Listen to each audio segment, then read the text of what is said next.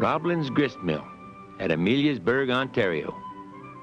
My grandfather would take me along when he took his wheat to be custom milled. Boy, that was a long time ago, but I'll never forget it. We'd dump our wheat into the hopper, and down it went to the bottom of an elevator.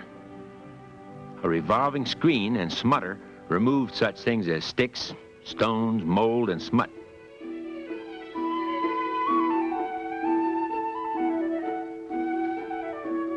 Everything in the mill was powered by running water, which turned the giant water wheel. The sounds were everywhere. I remember being scared the first time. Grandfather told me to keep my fingers safely in my pockets. But I grew to love those sounds. The cleaned wheat stayed in a holding bin until it was dropped down a chute to the milling stones. The bedstone on the bottom stayed in one place, while the top stone, called the runner, turned rapidly.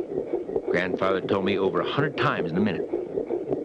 The flour was further cleaned in the bolting reel. The bran, shorts, and middlings were separated from the flour, while any parts of the wheat kernel not completely broken down became feed for our animals.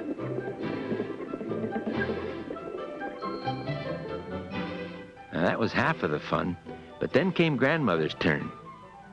Ah, the smell of freshly baked bread and the taste.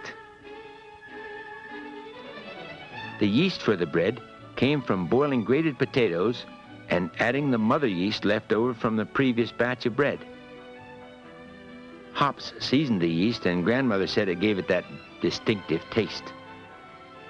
Sometimes I'd help Grandmother knead the dough, but only after I washed my hands.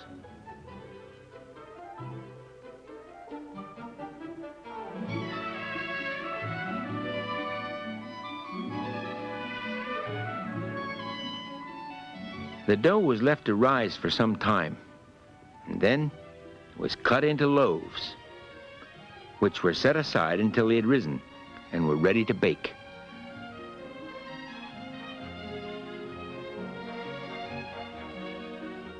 The brick oven was preheated by a roaring hardwood fire, and to see if the temperature was right, Grandmother placed dry flour inside, and if it browned quickly, the oven was ready. After half an hour of anxious waiting, the bread was done, and then it would be left to stand for at least a day.